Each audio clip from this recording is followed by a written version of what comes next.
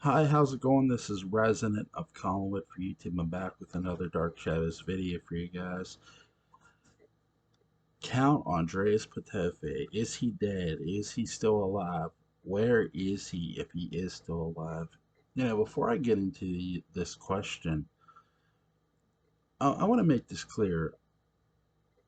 I know I have a lot of Dark Shadows subscribers, and I appreciate that, but I also want people who aren't familiar with Dark Shadows to understand these too.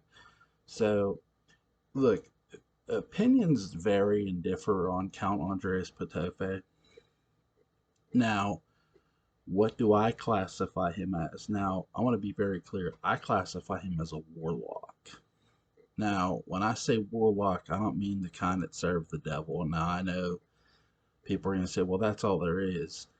Yeah, if you just get into the plain old mythos. But if you look from a fictional sense of Dark Shadow's range, when I think of warlock, to me, a warlock is a powerful creature of their own accord. That's my definition of a warlock, and that's what I use when I apply it to Petofe. He's a powerful warlock.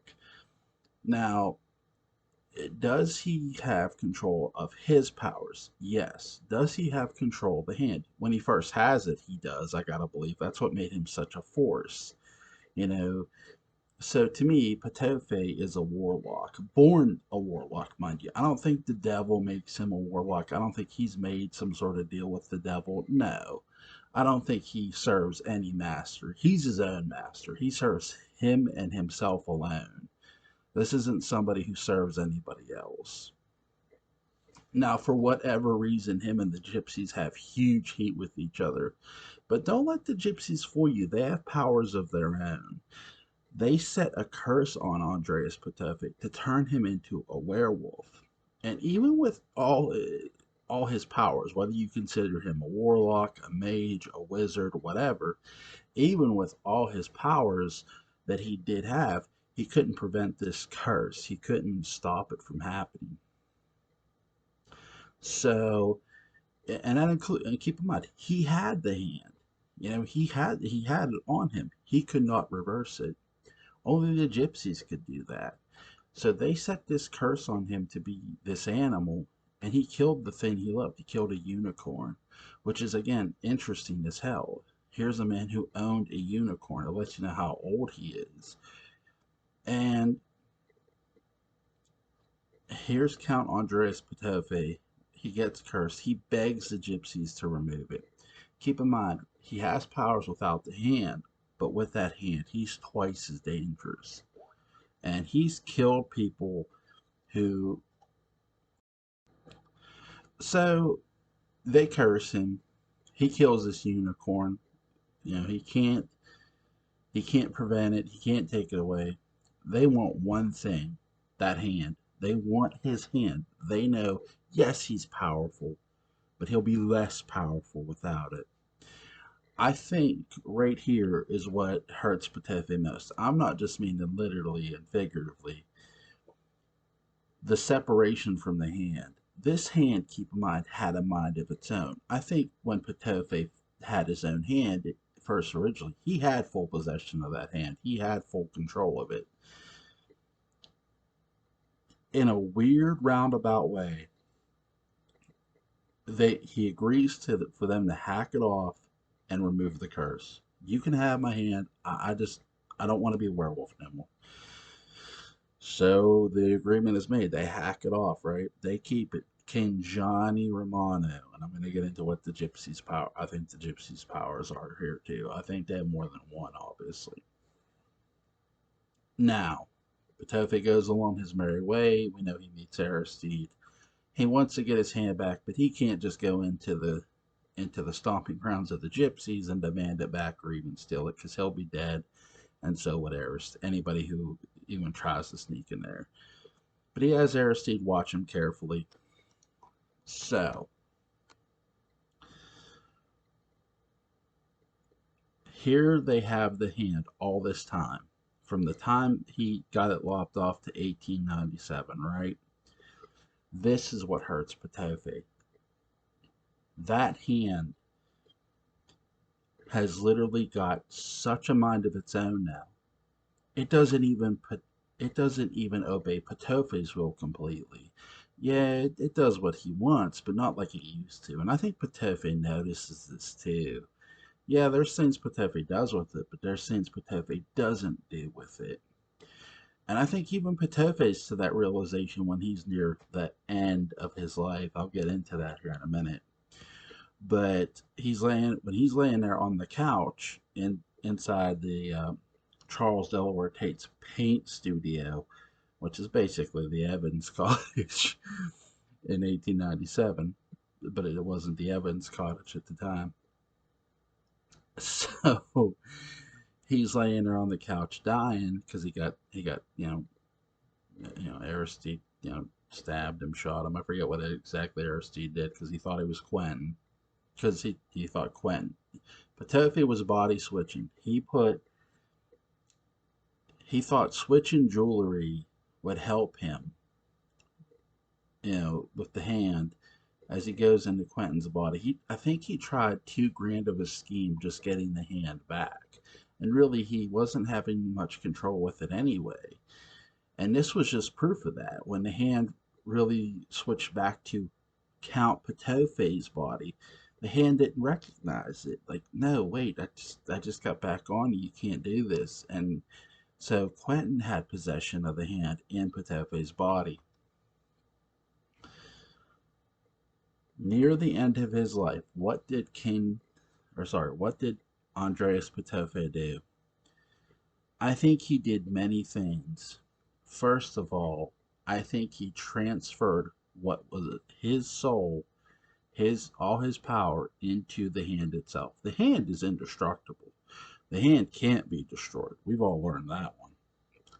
Now, I think Petofi sent with all his power too, with all that's left, the hand was sent through time. Not Petofi's body, but the hand itself was sent through time. He can't send himself, he'll send the hand. And in that hand is Potofe's soul. Now, I don't think the hand landed in Evan's cottage. No, no, no. Because he sent it through time, it literally did. I don't think it ended up in Collinsport. It could have ended up anywhere because I'll say this. When Victoria Winters goes back to 1795 again, do I think she ends up in jail or in Collinwood? Keep in mind she's standing in Collinwood, but how do we know she doesn't end up in jail? We don't. Maybe some weird rule of time didn't allow Potofe's hand to land in Collinsport. Maybe it landed somewhere else. And that hand just either sits free or sits in a collector, a person who collects artifacts or rare, occult like things, and just knows, oh, it's the hand of some famous mage. I'll hold on to it. And while inside that hand, while Potofe's soul is in that hand, he's gaining control of it back. So when someone lops that hand on them, Potofe's going to have a brand new body. And maybe the hand will look normal because of this. We don't know. That would be something if that's the case. I don't know if it is. Again, this is just my wild theory. Now, what is the gypsies' powers? I think the gypsies have many. We know they have the ability to curse people to become werewolves, but I do think the gypsies have more powers than they let on, especially the higher up gypsies. I think a lot of them have the power to maybe resurrect the dead. I also think they have a very special power, especially when King Johnny Romano. Remember when Johnny Romano dies? I think Johnny Romano's soul left his body and went into a younger gypsy, and that gypsy is going to be called Romano. I think they have the ability to put themselves in different people's bodies, sort of like Potofes, or when they when one person dies, when a King Johnny Romano dies, their spirit automatically goes into the youngest gypsy, and that person becomes Romano. In a sense, their own sense of immortality. And they don't I think the gypsies aren't always upfront with who they are either. I think just how like Petofe hid himself, they hide themselves too. I don't think they're out in the public eye the way people think. I think they're very private people and they're very exclusive people. Do I think they're all together? Somewhat, but not all of them. I think they are scattered around enough to where it's not so obvious.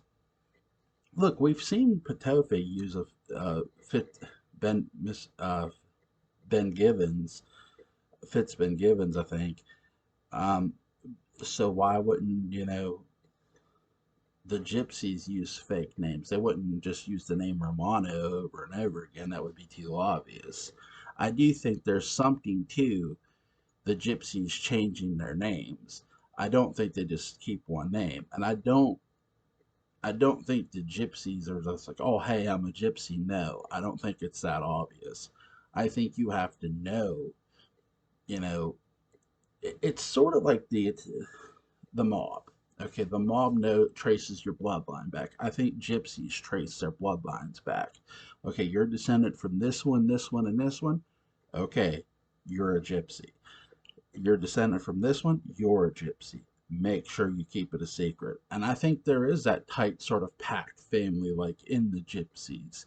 I really do. But I also think there's some dissent too. Look, they don't necessarily love what Magda's done too.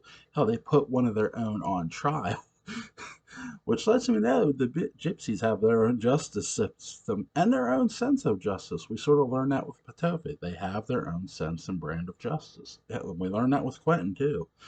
And Petofi has his own sense of justice or revenge or vengeance. So again, I think this would make a very, very interesting segue of,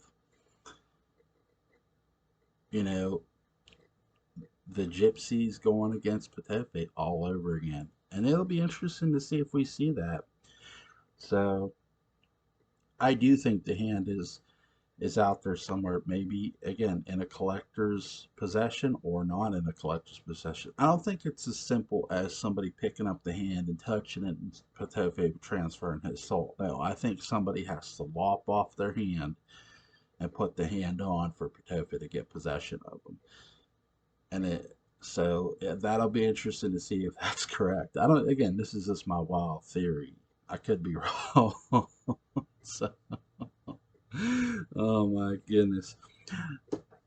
All right, guys. I hope you have a good one. Have a great night.